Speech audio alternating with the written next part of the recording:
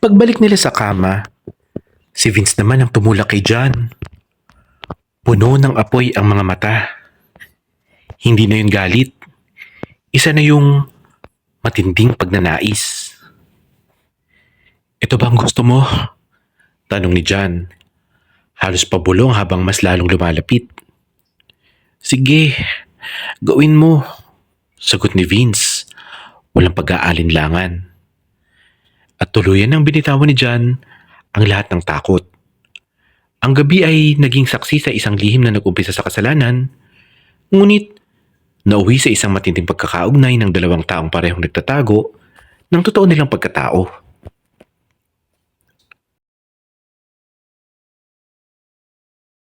May mga kwentong deserve pakinggan. Kung bago ka pa lang dito sa Celeb Central, mag-subscribe ka na at samahan kaming buhayin ang mga kwentong puno ng damdamin at pag-ibig dahil baka ang maririnig mong kwento ngayon ay kwento mo na rin.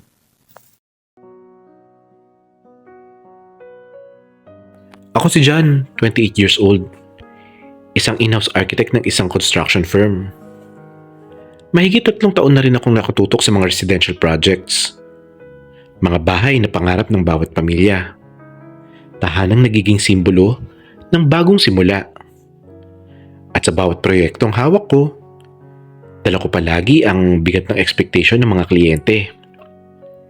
Hindi lang kasi bahay ang ginagawa ko. Kung hindi, ang pangarap nilang tirahan. Isang araw dumating sa firm namin ang bagong project. Isang lote sa bandang QC. Paunang regalo mula sa magulang ng bride-to-be. Ang may-ari nito, isang engaged couple na magpapakasal sa loob ng 1 taon. Si Vince, 30 years old, isang marketing manager sa isang malaking cosmetic company. At ang kanyang fiancée, si Anne, 29 years old, ay isang internist sa isang private hospital. Malinaw pa sa akin ang unang meeting namin. Dumating sila na sabay, magka-holding hands, halatang sweet at in love sa isa't isa. Si Vince ay naka-long sleeves at slacks. May kumpiyansa at charm na bagay sa trabaho niya bilang marketing manager. Si Anne naman, simple pero elegante sa kanyang white blouse at pencil skirt. Isang babaeng maayos at may direksyon sa buhay ang tingin sa kanya. Napag-usapan namin sa unang consultation ang lahat ng gusto nila. Isang modern, tropical, 2-story house. May 4 na bedrooms at may master bedroom ito, isang guest room at isa para sa future kids nila. May maluwag na living at dining area dahil mahilig daw silang mag-host ng mga gatherings. At syempre, isang garden na may maliit na lanay. Request niya dahil gusto raw niya ng fresh air space para makapag-relax pag-uwi galing ospital.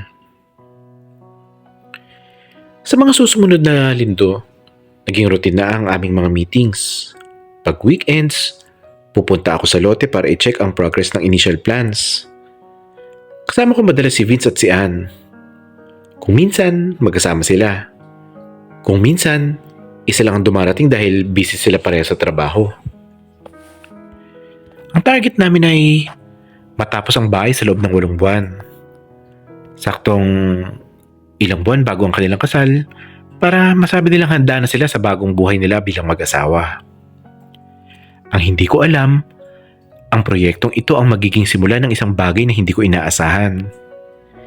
Isang pagsubok na magpapagulo hindi lang sa karir ko bilang architect kundi pati sa aking puso, isip at pagkatao. Sa mga unang linggo ng meetings ay palagi magkasama sina Anne at Vince. Sweet, laging holding hands at parang walang puwang para sa iba. Pero habang lumilipas ang mga buwan, medyo nag-iiba ang setup. Madalas, si Anne na lang ang nakikipag-meeting. Busy si Vince. Sunod-sunod na ang mga product launches at hawak niya sa kumpanya. Revisions, napakaraming revisions. Lipat ng layout, palit ng flooring materials, dagdag ng accent walls, hanggang sa mga maliliit na detalye gaya ng pintuan at bintana. Halos linggo-linggo nasa firm si Ann para makipag-coordinate. Dahil sa dalas nilang magkita, naging natural na rin ang kanilang kwentuhan. Minsan, lumalayo sila sa usaping technical at napupunta sa personal. Si John ay nakikinig kay Ann habang kinuwento nito ang hirap ng pagiging internist. Kung paano halos wala na siyang tulog at pahinga. Kung paano rin madalas ay hindi niya nakakasama si Vince, lalo na sa mga panahong kailangan niya ng makakaramay. Hanggang isang araw, nagkasabay silang pumunta sa isang hotel. May schedule doon si Ann para sa food tasting ng magiging reception nila. Hands-on siya sa lahat ng detalye kahit may wedding coordinator naman. Si Vince, gaya ng dati, wala na naman. Pagkatapos ng food tasting ay naiwan sina Ann at John. Nagpunta sila sa isang sulok ng lobby bar. Umorder si Ann ng alak at sinabayan na rin ito ni John. Sa umpisa, magaan ang usapan. Tungkol sa design ng bahay, sa mga ibang plano nila sa kasal. Pero kalaunan ay nagiging mas personal ang kanilang usapan. Alam mo, John, sabi ni Ann habang nakatingin sa baso niya. Minsan naiisip ko, tama ba itong papasukin ko? Para kasing wala ng oras si Vince para sa akin.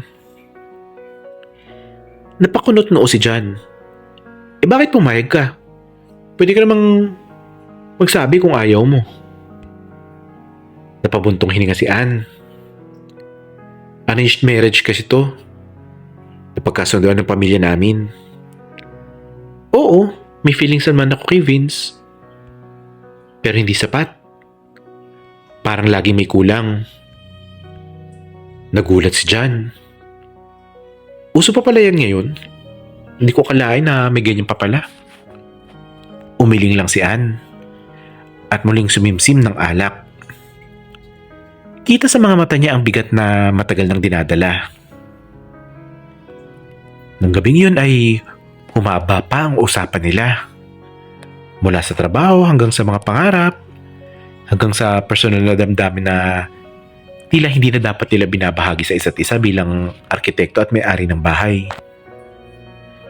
Nang makaramdam ng bigat sa dibdib ay nagsorry si Ann kay John. Pasensya ka na kung dami kong hinihingi sa plano ha. Pati oras mo naaabala ko. Hindi ko na alam minsan, baka kasi dito na lang ako makabawi. Ngumiti si John. Walang problema, basta kaya naman ng oras ko gagawin ko. Pero hindi doon nagtapos ang gabing yun. Ang damdaming naipon, ang mga salitang binibitawan, at ang alak na unti-unting umaakit sa ulo. Lahat iyon ay nagdala sa kanila sa isang desisyon. Nagpasya silang mag-check-in sa hotel. Walang salita, walang mahabang paliwanag. Tanging mga mata at damdamin ang nagsalita. At doon, may nangyari sa pagitan ni Ann at ni John. Matapos ang lahat ay halos sabay silang napayuko. Tumahimik ang kwarto. Walang makakaalam nito. Mahina pero matatag na sabi ni Ann. Kaya ko lang nagawa ito dahil sa pangangailangan. Dahil sa kulang na hindi ko makuha kay Vince. Huwag mo sana akong husgahan dyan. Tumango lang si John. Alam niyang mali ang ginawa nila. Pero malinaw na mula sa gabing yun, nagbago na ang dynamics ng kanilang relasyon. At mahirap na itong bawiin. Patuloy na umaandar ang construction ng bahay ni Vince at Ann. Sa puntong yun, bihira na lamang kailanganin si John sa site. Mga periodic visits na lang, mga inspection para sa pagsigurado na naayon sa plano ang ginawa ng mga kontraktor. At si Ann naman, bihira na rin makadalaw dahil na rin siguro sa trabaho niya bilang internist. Madalas ay pagod siya at hindi practical para sa kanya ang pumunta sa malikabok na site. Kaya naman si Vince ang mas madalas na nakakapag-site visit noong mga panahon na yon. Sakto kasi na malapit lang ang opisina niya sa lugar. At may oras siyang dumaan pagkatapos ng trabaho. Isang araw ay nagkataon na nagkasabay sina John at Vince sa site. Pagbaba ni John sa kanyang sasakyan ay agad siyang binati ni Vince. Nagpasimple siyang magpakita ng profesionalismo kahit may bigat siyang dinadala sa kanyang dibdib.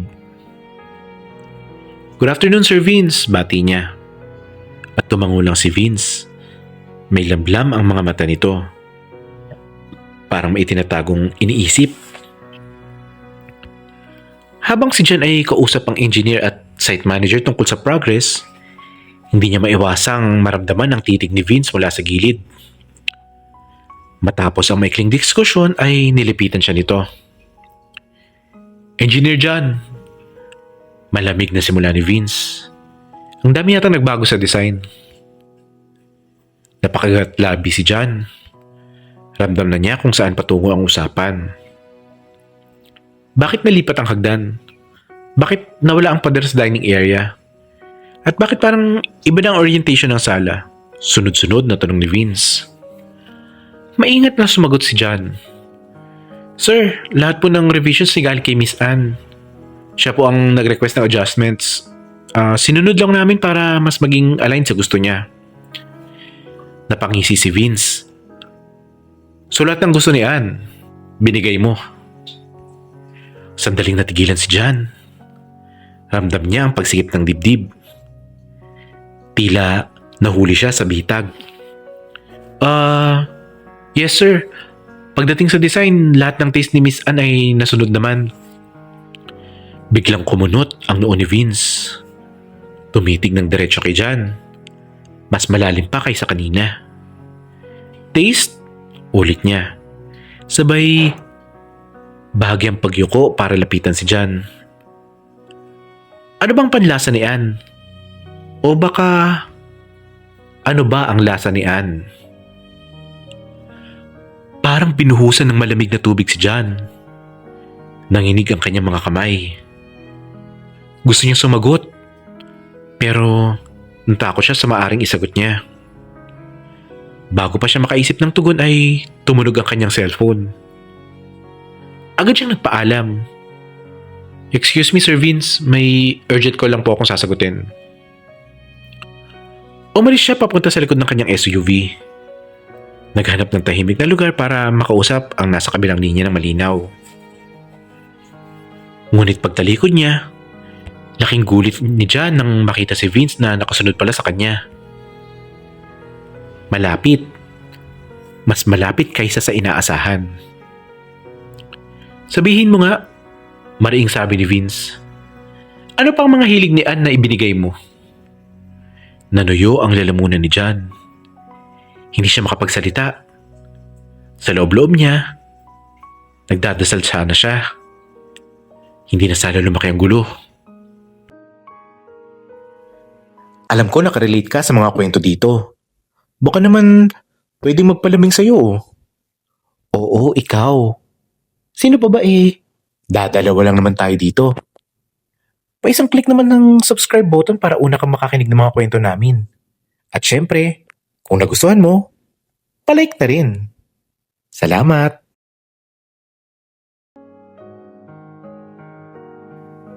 Alam ko, dagdag ni Vince, mas mababa ang tono.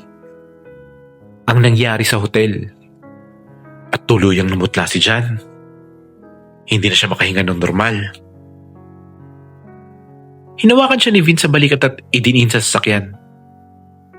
Hindi ganun karahas pero sapat para iparamdam ang bigat ng kanyang presensya. "Magsalita ka," utos ni Vince. "Anong ginawa mo kay Anne sa gabing yun?" Tahimik si John. Pinilit niyang magpaliwanag. "Sir, hindi ko sinadya. Nadala lang kami. Wala akong balak na saktan kayo ni Anne." Paulit-ulit na tinanong ni Vince. Masakit at mabigat sa pandinig. "Anong ginawa mo?" Paulit-ulit. Hanggang sa unti-unti ay humina ang kanyang boses. At sa huling tanong ay iba na ang tono. Hindi na puro galit.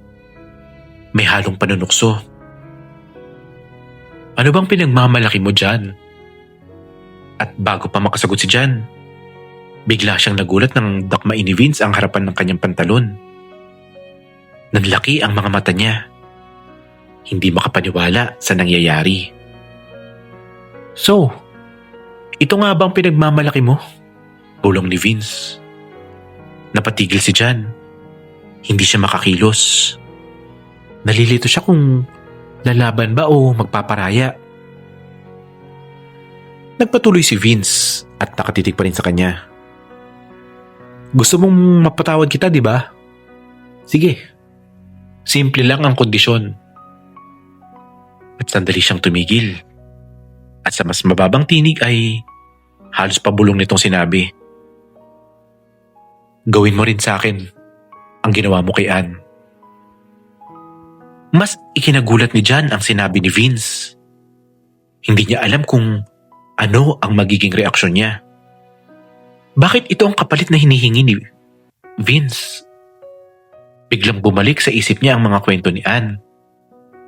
Ang kakulangang hindi maibigay ni Vince sa kanya. Ang mga lihim na pasakit ng bride-to-be. At doon, tila nabuo sa isip ni Jan ang isang palaisipan. Marahil ay may tinatagong sikreto si Vince. Marahil ay hindi ito ganap na kagustuhan, kundi bunga lamang ng kagustuhan ng mga magulang na ipakasal sila ni Ann. Sunod-sunod na tanong at pangamba ang pumasok sa isip ni Jan. Pero nagbalik siya sa ulirat nang mapansin na nasa loob na siya ng sasakyan ni Vince. Napatanong siya, "Saan tayo pupunta?" "Sa lugar kung saan babayaran mo ang kasalanan mo." Malamig na sagot ni Vince. Kinabahan si Jan, ngunit bago pa siya makatanggi, nakarating na sila sa isang motel. Binayaran agad ni Vince ang attendant, tsaka siya bumiblis na hinila paakit ng kwarto. Pagkapasok, walang pasakali. Agad siyang sinunggaban ni Vince ng matinding halik. Halos malunod si Jan sa bigat at tindi ng emosyon. Sa una, nanlaban siya sa sarili. Hindi gumaganti. Pero habang tumatagal, unti-unti siyang nadadala sa intensity ng sandali. Hindi rin naman bago kay Jan ang ganitong sitwasyon. Alam niya ang sarili niyang nakaraan. At ngayong kaharap siya si Vince, napagtanto niyang pareho silang malakas. Parehong may tikas at may angking kagwapuhan. At higit pa ron, dama niya na hindi lang ito galit o paghihiganti. May halong pagnanasa. May halong pagnanais. "Gusto mong malaman kung anong ginawa ko kay Ann?" Bulong ni Jan habang nakatitig sa mga mata ni Vince. "Hindi mo malalaman. Dahil hihigutan ko pa para sa'yo." At mabilis niyang tinulak si Vince papahiga sa kama. Nagulat man si Vince, ay hindi ito nagpumiglas. Sa halip ay mas lalo pa itong nagpaubaya. Ang tensyon ay umabot sa sukdulan. Ngunit bago pa man tuluyang lamunin ng kanilang silakbo ang lahat ay biglang tumunog ang doorbell. Dumating ang attendant. May dalang mga gamit na ipinahanda ni Vince. Pareho silang napahinto at parehong naghahabol ng hininga. Pagkabalik nila sa kama ay si Vince naman ang tumulak kay Jan. Puno ng apoy ang mga mata. Hindi ng galit, kundi dala ng matinding pagnanais. "Ito ba ang gusto mo?" tanong ni Jan. Halos pabulong habang mas lalong lumalapit. "Sige, gawin mo," sagot ni Vince. Walang pag-aalinlangan. At tuluyan ang binitawan ni Jan ang lahat ng takot. Ang gabi ay naging saksi sa isang lihim na nag-umpisa sa kasalanan, ngunit nauwi sa isang matinding pagkakaugnay ng dalawang taong parehong nagtatago ng totoo nilang pagkatao. Natapos din ang project matapos ang ilang buwan. Maayos na turn over ang bahay kina Vince at Ann. Maganda ang gawa. At proud si John na natapos ito ng maayos kahit may mabigat na alaala. Matapos ang turnover, hindi na sila nagkaroon ng balita sa isa't isa. Para bang naglaho lahat. Ang trabaho, ang sekreto, pati na rin ang mga emosyon na pilit tinatago. At lumipas ang halos isang taon. Nagkaroon muli ng project si John sa parehong village. Isang umaga, habang papunta sa site ay napadaan siya sa bahay na iyon. Huminto siya saglit. Ibinaba ang bintana ng kotse. At matamang pinagmasdan ang kanyang obra. Napangiti siya. Hindi lang dahil sa ganda ng bahay, kundi dahil sa mga alaala. Magaganda man o masasakit. Biglang bumalik sa kanya ang lahat. Ang tensyon, ang tukso, ang mga sekreto. John, kamusta? Isang pamilyar na tinig ang tumawag mula sa sidewalk. Si Ann pala. Naka-jogging outfit. Pawisan pero mukhang presko pa rin ang dating. Ann, nagulat si John. Kamusta? Long time no see. Lumapit si Ann at pabirang ngumiti. Busy ka ba? Gusto mong uminom saglit? Sabay kindat. Napailing si John. Ang aga-aga inom agad. At saka, tama na yung minsang pagkakamali na yun. Hindi yun patas sa'yo. At hindi rin patas yun, lalo na kay Vince. Pero biglang seryosong sumagot si Ann. Anong asawa? Hindi na tuloy ang kasal, no? Nabigla si John. Ano? Bakit? Ngumiti si Ann. Parang may alam na matagal na niyang tinatago. Tingin mo, hindi ko alam ang nangyari sa inyo? Napatigil si John at hindi pa kasagot. Relax ka lang, dagdag ni Ann. May halong tawa. Hindi ako galit, no? Sa totoo lang, nasave mo pa ako. Dahil sa'yo, nag-out si Vince sa parents niya. Mas naging totoo siya sa sarili niya. At ako, naging masaya na rin ako. Ngayon, kami ni Vince ay mas close pa kami. Parang mag-best friends. At para sa akin, mas okay na yun kaysa sa kasal na hindi naman totoo. Grabe, tanging nasabi ni John. So, kamusta naman si Vince ngayon? Muling ngumiti si Ann. Pero ngayon ay parang may biro at lambing sa kanyang mga mata. Alam mo kung type mo talaga si Vince, mabuti pa puntahan mo siya. Ito ang contact number niya, pati ang address. Inabot niya ang papel kay John. Nagulat si John, pero tinanggap niya yun. Alam mo, ikaw ang nagpalaya sa kanya, sabi pa ni Ann habang nakangiti. At sa tingin ko, baka ikaw na rin ang makapagpaligaya sa kanya. Napatawa si Ann bago nagpaalam. Good luck, John, at salamat sa lahat-lahat. Nagkatinginan silang dalawa. At sa tingin ni Ann, alam ni John na may bagong kabanata na naghihintay. Hindi na lihim at hindi na kasalanan, kundi posibilidad ng isang pag-ibig na mas totoo. Kinabukasan ay hindi mapakali si John. Paulit-ulit niyang binubuksan ang maliit na papel na inabot ni Ann. Ang contact number, ang address, at ang mga salitang iniwan nito sa kanya. Ikaw ang nagpalaya sa kanya. Baka ikaw rin ang makakapagpaligaya. Sa huli, nagdesisyon siya. Sumakay siya ng sasakyan at nagtungo sa lugar na nakasulat doon. Pagdating niya sa harap ng bahay, kaba ang nararamdaman niya. Huminga siya ng malalim at kumatok. Ilang sandali pa ay bumukas ang pinto. At sa likod ng pinto ay nakita niya si Vince.